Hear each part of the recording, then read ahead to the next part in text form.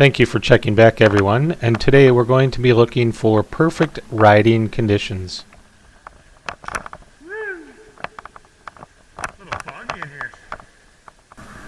You see us beginning on a trip on the Elroy-Sparta State Trail in Wisconsin, and then we transition into a charity ride for the arts from Rockford, Michigan called the BART Ride, into a beautiful sunny day along Lake Michigan in Milwaukee, Wisconsin.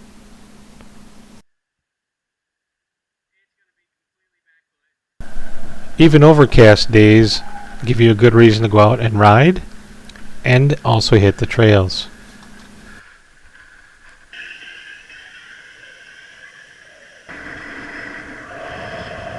Well, hello everybody. How are you doing today? Welcome back to my channel. This will be my second video, and today we're going to discuss perfect riding weather. What do I mean by perfect riding weather? Well, we're going to talk about that as well as giving nature a high five anytime you're out riding. So, before we begin discussing perfect riding weather, we have to talk about goals. And why do we talk about goals? Well, I have a goal of attempting to ride approximately 2,000 miles each year. Why do I want to do that? Because for me, it's a goal. It's something to shoot for. It means if I hit my goal of 2,000 miles, I'll feel like I've done some exercise throughout the year to try and stay in shape. But if I don't hit it, I'm not too concerned about it because it's my goal. To ride 2,000 miles in a year, that means I have to average 38.46 miles every week. 52 weeks in a year. And that's not always easy because some people's definition of perfect riding weather is 75 degrees. If I waited for days like that, I would probably have to ride about 300 miles only on those given days because they're few and far between. So that leaves a choice: either reduced riding, which is a sad face, or I change my concept of what it means to have perfect riding weather. So I started in the spring riding various surfaces like asphalt, gravel, and dirt, and various distances, usually anywhere from 7 to 10 miles. Eventually I worked my way up to longer distances whenever I felt like it, but I never committed to long distances for the most part. I rode mainly because I wanted to feel good, and some days I felt good. I would start out looking to go 7 to 10 miles, and I would pop off a 30-mile day and be like, whoa, where'd that come from? And other days I'd be all ready to go thinking I'm going to hit 50 today, and after 10 I'm like, I gotta go home. So, and then I would feel guilty because I'm wasting one of those beautiful days. So I changed my concept and started looking at different weather patterns. So sometimes I'll go out on what I call exploratory rides. I'll ride out there without a purpose, just heading in a general direction and exploring. I'll ride behind buildings. I will go into areas I've never gone into before. And sometimes I'll just ride over. If I see some woods, I'll ride over and see if there's any kind of a trail through it. So when Mother Nature failed to cooperate with me, giving me nice weather, I cooperated with Mother Nature and took the weather I was given. Cue the rain. Oh boy, this is great!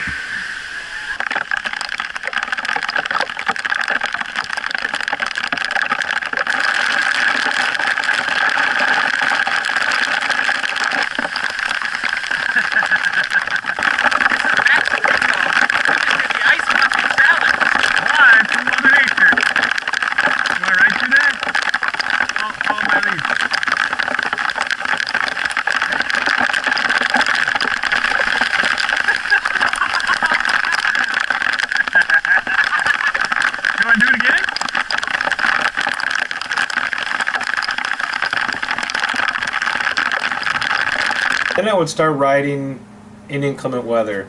In the summertime, when it's raining out, it's usually warm. And that's actually a pretty fun time to ride. So when I'm out riding, if there's rain in the forecast, as long as it's not tornado weather or lightning expected, I ride. And if I get wet, I get wet. I'm okay with that. It makes you feel like a little kid going out in the rain. And then when the leaves started falling and the temperature started falling, okay, it would be kind of chilly. So I adapted and I started putting on more clothes. And then I found out that once you're riding, you warm up and you got to start taking those layers off. So a helpful hint here, I started carrying a backpack with me. So as I stripped off layers, I could put them in. Or if it started raining, I'd have a rain jacket in there.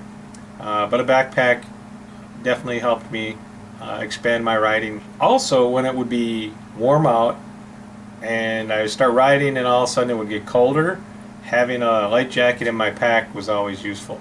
Another helpful hint, look at the weather forecast before you go out. Alright? Trust me. If you're not doing it now, you need to start doing it. So as the temperatures started falling and the leaves started falling, I found it refreshing to ride in the fall weather and enjoy it.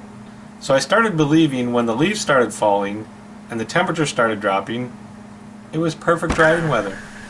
That would be perfect riding weather also, along with the 75-degree days with nice sunshine, no bugs, light breeze to keep me cool. And then as the temperatures continue to fall, I didn't want to give up riding, so I kept riding.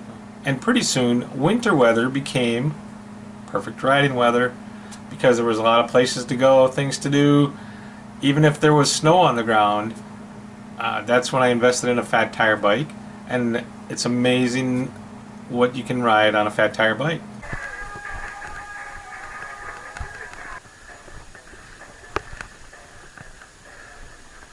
Nice line through there.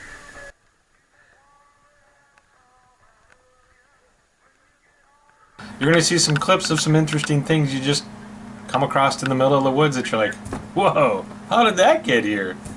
And sometimes you come across a really cool opportunity. Recently they were doing some work on the power line behind my home, and they laid down wooden mats. And believe it or not, the wooden mats stretched out for almost 2 miles. And riding that in the winter time was really cool. It was a unique experience. You don't get to ride those things very often. And if you ever get the chance, give it a shot. I don't know if you're supposed to or not, but it was right out my back door, and I did. So if I wasn't supposed to and you know about it, I'm sorry. But don't tell on me, please. Once you're riding in the snow, I started thinking of that as perfect riding weather. And I enjoyed myself. And as you can see by the clips, I rode all over the place in the snow, in different types of snow, with different people. It's just a good, fun time. Some people look at postcards of winter settings and they say, oh, such a beautiful setting, looking at a postcard. As you see the videos, I'm in the postcard. I'm actually out there riding in this weather in the postcard. And it's so much better to do it in person than to just look at a piece of paper with a picture on it and say, oh, isn't that beautiful? It is, but it's even better when you're out there riding in perfect riding weather. Now, one more bit of advice for you. Riding in the different types of perfect riding weather has given me a new appreciation for Mother Nature. So one thing that I tend to do when I'm out riding, I will ride by a tree, a bush, a shrub, and I'll give it a nature high five. And I'll say nature high five because, hey, she gave me a beautiful day today. Whether it was sunny, rainy, muddy conditions, those can be fun too. If you want to feel like a kid, ride through some mud. Because it washes off, it really does. Did I say rain? I probably said rain already. I'll say it again, rain. And then snow. Snow is amazing to ride through, especially once it's packed down. So I almost forgot, at the bottom over here, there's a little thumbs up on the YouTube channel. Go ahead and click that. Let me know you like it, alright? At the same time, there's a little red subscribe button down there. See, way down there. Go ahead and click on that too. That way, next time whenever I post a video, you'll get a notification. Thank you for watching. Woo! Big Tom! These trails are in beautiful Marquette, Michigan, where they have incredible amounts of snow, and on top of that, they do a wonderful job of grooming the trails.